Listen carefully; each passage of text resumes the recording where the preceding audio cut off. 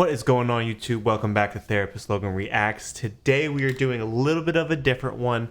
We're not actually reacting to a song. I know we've been doing a lot of K-pop music, a lot of music in the Korean style era, and I know I've been just doing a lot of reaction to music videos. But today I want to take some time to reflect on some really cool new information.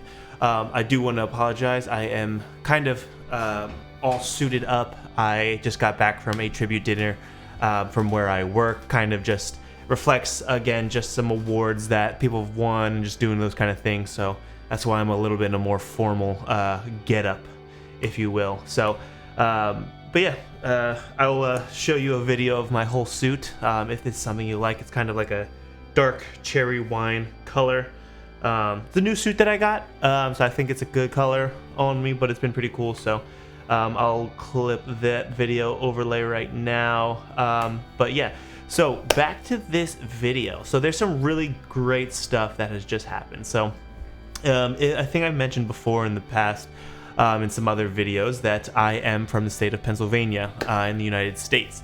So and some really cool information just kind of came across when it comes to what I am working towards. So as a therapist, a master's level therapist, I am currently working towards my state licensure.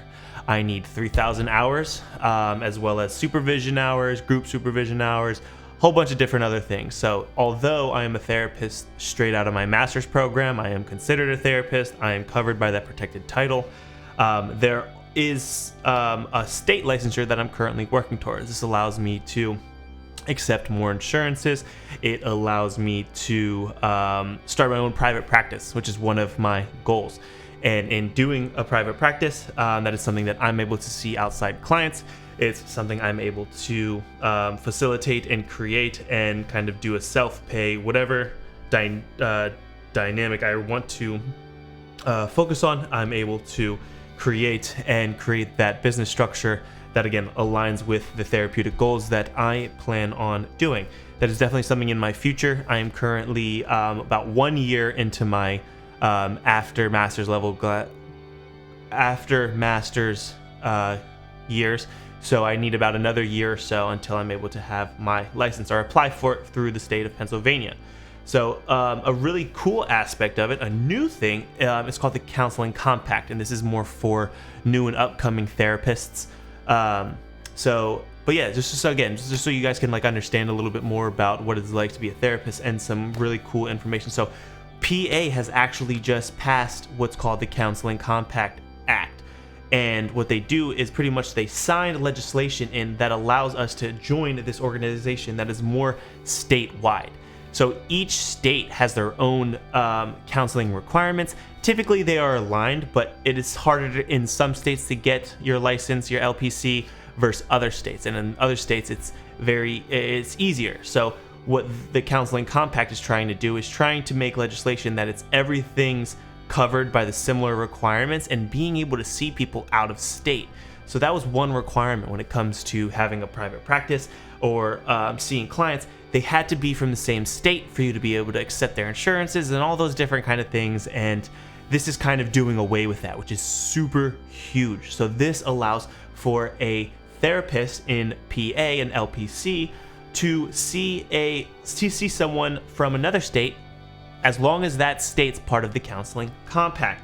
So this is amazing because right now there are 39 states as well as the District of Columbia that has passed and joined the Counseling Compact as of right now, which is already huge. PA is kind of one of the more recent ones to join. There was some legislation that was trying to be passed about 4 years ago when I started my master's level program, but it was shot down or it was not signed or something came up. I remember looking up to it way back when, and then they ended up redoing it and being able to repass it. And this is perfect timing because, again, I'm very close to my hours. It's really awesome. It's just so cool. I have some notes here. It's pretty much again, like what I was saying, it's an agreement that's participating U.S. states allows licensed professional counselors, which is what I'll be, to practice across state lines without needing a new license in each member state, which is, again, super huge because like Ohio is one of the states, I believe it's like one of the hardest to get an LPC in. So if you got a LPC in Ohio and wanted to practice in PA, your Ohio license would carry over to PA, and it could do it if you changed it, you changed your address and all that kind of thing. But if you got your address in, or your LPC in PA, it would not transfer back to Ohio. So that's kind of why I think there's been some things to kind of maneuvering across this. And with the increasing uptake in mental health across the board and increasing wait times when it comes to looking for a new therapist, this is why I think they're trying to mitigate some of those things, you know, making it a little bit more uniform, make it a little bit more progressive in the sense that I can see an outside therapist on telehealth, maybe, you know, like being able to have access to that and just allowing different bases to kind of connect and have those different connections. And again, just being able to more accessible for individuals that may be coming from a different state lines and all those different components. What it means for PA to join. So in PA, and the other as long as you're using your PA license, you don't really have to apply for the license in the other states. You can practice more easily as long as you require the compact requirements. So again, that's just making sure you have license within the state it works for. Again, there are main things. There's nothing, just being aware of this, that you must hold an active license, not an unencumbered license. There's no disciplinary actions, so you're not under review for maybe malpractice or unethical behavior. And just meeting everything like education, examination, and experience requirements, just making sure that, again, you're across the board, you're kind of good to go. This is going to expand the access to care. It's especially in rural areas, it's really difficult to hit every single aspect, but that's needed when it comes to mental health. Everybody can benefit from mental health. Everybody can. And I think this is allowing, again, the reach just a little bit further and allowing it to make it a little bit more beneficial for those specific individuals that may not have the proper access, which is, again, just huge in advocacy for disproportionate groups that are, again, just don't have the access like we talked about. It, again, promotes telehealth. And again, I know in person statistically I think does better, but telehealth is still a very good option when it comes to mental health, especially affordability wise. Access wise, it's a little bit easier as long as you have access to like a Wi-Fi signal or an internet connection of some sort. It allows easier for military spouses and mobile professionals to maintain their careers without having to relocate. So it just makes LPCs' lives a little bit easier when it comes to those kind of components, covering for insurances across state lines.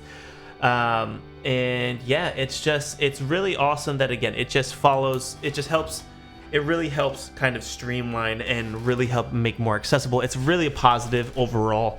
So I'm really glad to say that PAs have finally joined it. It's just again, phenomenal state, a phenomenal win for counseling and mental health across the board.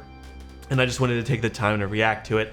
This is something I've been focused on for pretty much my entire grad program, as well as currently. So it's passed, so it's really awesome.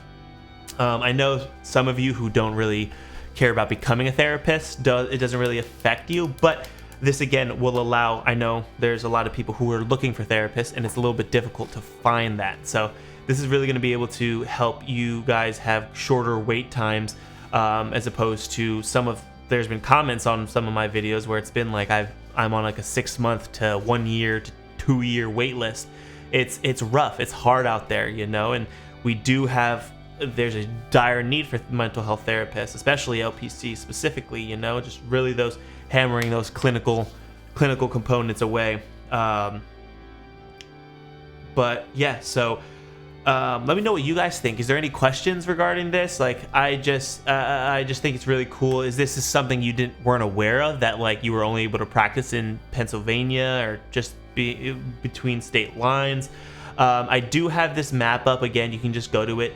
It's not always up to date, like to the very date, so sometimes they're a little bit lacking, but again, they have to keep track of so much legislation, so I completely understand. It's counselingcompact.gov/map. It, again, just allows you to click on it, and then it has the different House bills that they've passed and stuff, and a little bit more information. So if you're curious, if you're a new therapist looking at this and you're wondering if you're in it, go check it out right now. I mean, this is the most up-to-date as of right now, but again, things are subject to change. There's great positive movement towards this, you know, so, and again, if it's not in your state right now, like, reach out to your local senate, your local governor, whatever it may be, you know what I mean? Try to push for this, try to advocate for this, because again, it's going to allow you to provide more mental health